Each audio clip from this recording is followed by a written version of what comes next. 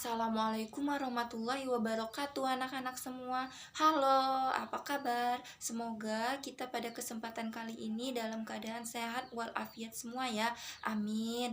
Baiklah, pada pertemuan kali ini bertemu lagi dengan Ibu, di mana pada kesempatan kali ini kita akan membahas materi tentang proses pembentukan dan perkembangan Undang-Undang Dasar 1945.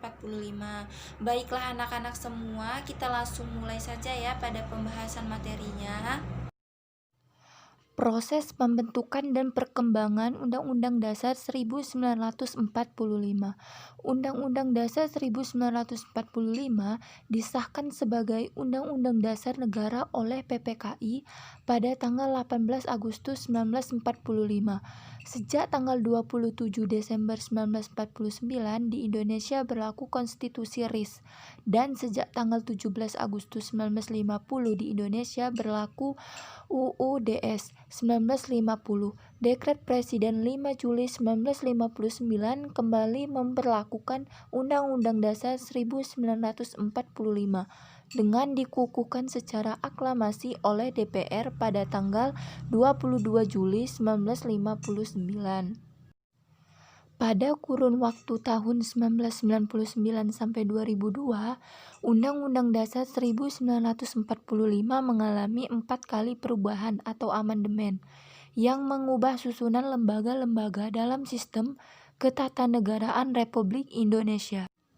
Undang-Undang Dasar 1945 atau UUD 45 merupakan hukum dasar tertulis oleh Konstitusi Pemerintah Indonesia. Undang-Undang 1945 disahkan sebagai Undang-Undang Dasar pada 18 Agustus 1945. Undang-Undang Republik Indonesia dibuat pada 1 Juni sampai 18 Agustus 1945 dan disahkan oleh PPKI. Setelah dilakukan 4 kali perubahan, Undang-Undang Dasar 1945 memiliki 16 bab, 37 pasal, 194 ayat, 3 pasal aturan peralihan, dan 2 pasal aturan tambahan. Dalam risalah sidang tahunan MPR 2002, diterbitkan Undang-Undang Dasar Negara Republik Indonesia tahun 1945 dalam satu naskah sebagai naskah perbantuan dan kompilasi tanpa ada opini. Baik, selanjutnya yaitu sejarah awalnya. Badan Penyelidik Usaha Persiapan Kemerdekaan Indonesia atau BPUPKI dibentuk pada 29 April 1945 yang merupakan badan penyusun rancangan Undang-Undang Dasar 1945. Pada masa sidang pertama berlangsung mulai pada 28 Mei hingga 1 Juni 1945, Insinyur Soekarno menyampaikan gagasan tentang dasar negara yang diberi nama Pancasila. Pada 22 Juni 1945, 38 anggota BPUPKI membentuk Panitia 9 untuk merancang Piagam Jakarta yang akan menjadi naskah pembukaan Undang-Undang Dasar 1945. Setelah dihilangkannya anak kalimat dengan kewajiban menjalankan syariah Islam bagi pemeluknya, maka naskah Piagam Jakarta menjadi naskah pembukaan Undang-Undang Dasar 1945. Disahkan pada 18 Agustus 1945 oleh Panitia Persiapan Kemerdekaan Indonesia atau PPKI. Pada 29 Agustus 1945, pengesahan Undang-Undang Dasar 1945 dikukuhkan oleh Komite Nasional Indonesia Pusat atau KNIP. Naskah rancangan Undang-Undang Dasar 1945 disusun pada masa sidang Ketua Badan Penyelidikan Usaha Persiapan Kemerdekaan atau BPUPKI. Masa sidang kedua pada 10-17 Juli 1945 dan pada 18 Agustus 1945 PPKI mengesahkan Undang-Undang Dasar 1945 sebagai Undang-Undang Dasar Republik Indonesia. Adapun periode berlaku Undang-Undang Dasar 1945 hingga periode perubahan Undang-Undang Dasar 1945. Yang pertama, periode berlakunya Undang-Undang Dasar 45. pada tanggal 18 Agustus 45 sampai 27 Desember 49. Pada 1945 sampai 1950, Undang-Undang Dasar 1945 tidak dapat dilaksanakan sepenuhnya karena Indonesia disibukkan dengan perjuangan mempertahankan kemerdekaan. Yang kedua yaitu periode berlakunya Konstitusi RIS 1949 pada tanggal 27 Desember 49 sampai 17 Agustus 50. Pada masa ini, sistem pemerintahan Indonesia adalah parlementer. Bentuk pemerintahan dan bentuk negaranya federasi, yaitu negara yang dalamnya terdiri dari negara-negara yang masing-masing memiliki kedaulatan sendiri untuk mengurus urusan dalam negerinya.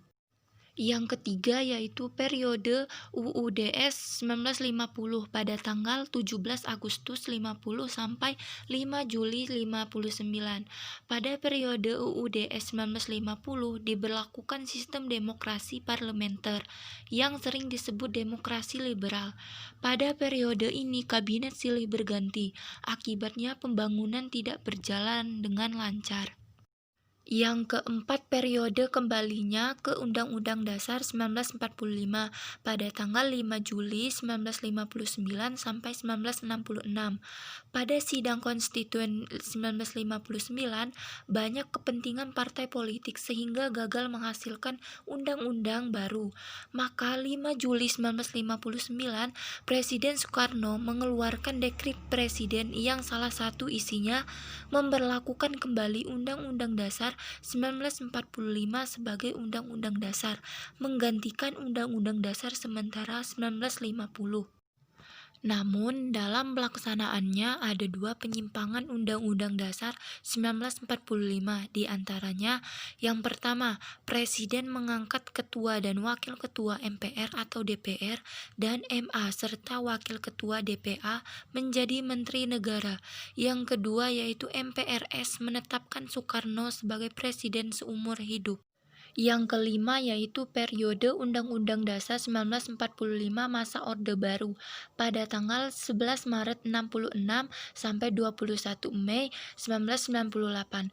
Pada masa Orde Baru 1966 sampai 1998, pemerintah menyatakan akan menjalankan Undang-Undang Dasar 1945 dan Pancasila secara murni dan konsekuen. Yang keenam yaitu periode 21 Mei 1998 sampai 19 Oktober 1999. Pada masa ini dikenal dengan masa transisi, yaitu masa sejak Presiden Soekarno digantikan oleh B.J. Habibie sampai dengan lepasnya Provinsi Timor Timur dari NKRI. Yang ketujuh yaitu periode perubahan Undang-Undang Dasar 1945. Tujuan perubahan adalah menyempurnakan aturan dasar seperti tatanan negara, kedaulatan rakyat, HAM, pembagian kekuasaan, eksistensi negara, demokrasi, dan negara hukum. Perubahan Undang-Undang Dasar 1945 dengan kesepakatan di antaranya tidak mengubah pembukaan Undang-Undang Dasar 1945, tetap mempertahankan susunan kenegaraan kesatuan. Dalam kurun waktu 1999 sampai 2002, Undang-Undang Dasar 1945 mengalami 1 sampai 4 kali amandemen yang ditetapkan dalam sidang umum dan sidang tahunan MPR. Yang pertama, Sidang Umum MPR 1999 pada tanggal 14 sampai 21 Oktober tahun 1999, yaitu perubahan pertama. Yang kedua yaitu Sidang Tahunan MPR 2000 pada tanggal 7 sampai 18 Agustus tahun 2002, yaitu perubahan kedua. Yang ketiga yaitu Sidang Tahunan MPR 2001 pada tanggal 1 sampai 9 November tahun 2001, yaitu perubahan ketiga. Yang keempat yaitu Sidang Tahunan MPR 2002 pada tanggal 1 sampai 11 Agustus tahun 2002, yaitu perubahan keempat.